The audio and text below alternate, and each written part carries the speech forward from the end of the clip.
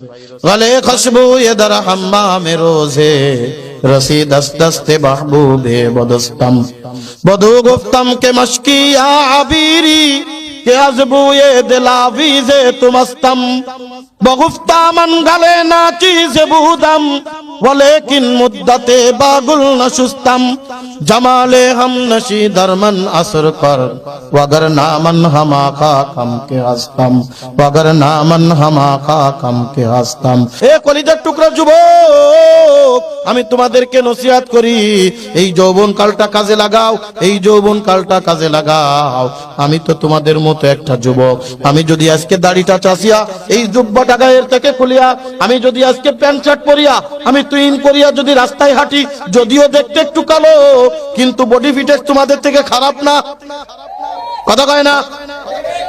10 জনের মধ্যে দাঁড় করায় দিলে একটু অন্তত কথা কইতে গেলে ভাইবে চিনতে কোয়া লাগবে না, কিন্তু না যুবক, দেখলাম এই দুনিয়া কিচ্ছুই না, এই দুনিয়া কিচ্ছুই না। এই দুনিয়া থেকে বিদায় নিবা, অন্ধকার কবরে তোমার সঙ্গে কেউ যাবে না। আজকে যেই বন্ধুদের পাল্লায় পড়িয়া, আজকে যেই সঙ্গীর পাল্লায় পড়িয়া আজকে তুমি ইবাদতের ভিতরে যাও না, আজকে তুমি আল্লাহর কুদরতি পেয়ে সিজদা দাও না, আজকে তুমি নামাজ পড়ো না, আজকে তুমি ইবাদত করো না, আজকে তুমি আল্লাহরে ডাকো না, আজকে তুমি জিকির করো না, আজকে তুমি তেলাওয়াত করো না, এ কলিজার টুকরা যুবক, আজকে তুমি দুনিয়ার থেকে বিদায় নিবা, ওই বন্ধুরা একবার তোমার দেখা দেখবে, এরপরে তোমারে ভুইলা যাবে, কথা কন না কেন? কত যুবক এরকম দুনিয়ার থেকে বিদায়। আমি একটা কথা প্রায় কয়েকদিন ধরে বলি, এই তো গত 13 তারিখে আমি নীলফামারী ডুমার একটা মাহফিলে গিয়েছিলাম। নীলফামারী জেলা ডুমার তলা বাংলাদেশের প্রায় শেষ সীমানায়। শুক্রবারের দিন ঢাকার থেকে বিমানে সৈয়দপুর থেকে কয়েকজন যুব সমাজের মাহফিল। গত 2 বছর আগে ওই মাহফিলে আমি গিয়েছিলাম। নীলফামারীর ওই যুবক ছেলেরা একটা প্রাইভেট নিয়ে আমাকে বিমানবন্দরে রিসিভ করার জন্য আসছে। বিমানবন্দরে আসলো, আমাকে নিয়ে গেল রুমের ভিতরে বসতে দিয়া, আমার সামনে নাস্তা পানি দিয়ে একজন ডাকতে বলে, হুজুর আব্দুস সামাদ রে চিনেন? আব্দুস সামাদ রে চিনেন? আমি বললাম, কই সে আব্দুস সামাদ? গত 2 বছর আগে আপনাদের এখানে যখন এসেছিলাম তখন তো আব্দুস সামাদ করোনাকালীন সময়ে কত জায়গা থেকে অনুমতি নিয়া নিজে একা দায়িত্ব নিয়ে মাহফিলের আয়োজন করেছিল। বিমানবন্দরে আমাকে আনতে গিয়েছিল, আমাকে যতক্ষণ পর্যন্ত আমি ছিলাম আমার সাথে আটার মতো লেগেছিল। আব্দুস সামাদ রে তো আমি দেখতেছি না। কলিজার টুকরা যুবক রে, ওই যুবকেরা চোখের পানি ছেড়ে ডাকতে বলে, হুজুর আব্দুস সামাদ কেমনে আসবে?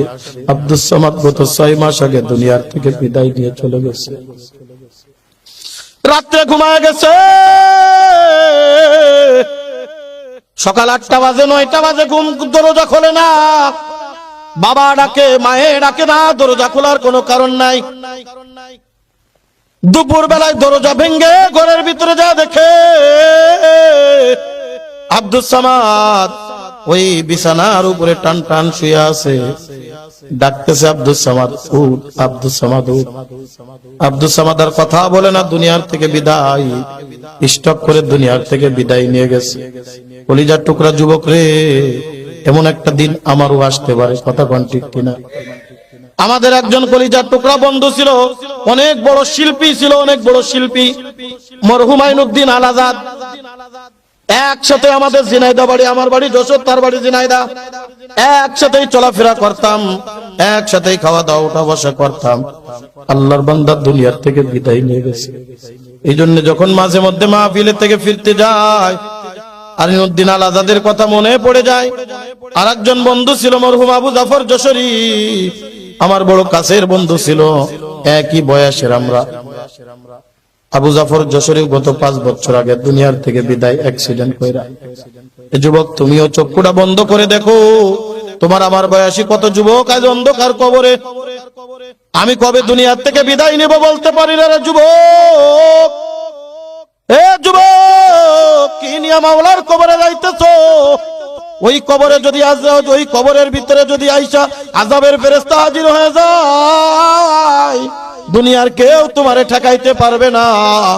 আজকে তুমি বিপদে পড়লে কত মানুষ সাহায্য করবে? খোদা না কাস্তা ওই অন্ধকার কবরে যদি বিপদে পড়ে যাও, ওই অন্ধকার কবরে ঠেকানোর মতো কেউ থাকবে না। এই জন্য কলিজার টুকরা যুবক তোমাদেরকে নসিহত করে যায়। 1 নম্বর হলো সঙ্গ দিব ভালো মানুষের। কি মানুষের? এই জন্য বুজুর্গরা বলেন আতরের দোকানে যাবা, আতর কিনবা না কিনবা ঘিরান লাগবে, কথা কয় না? আরে মুসির বাড়িতে যাবা, তুমি চামড়া কেন আর না কেন গন্ধ আসবে গায়ের থেকে, জোরে কোন কথা ঠিক কি ঠিক না? এই আল্লাহ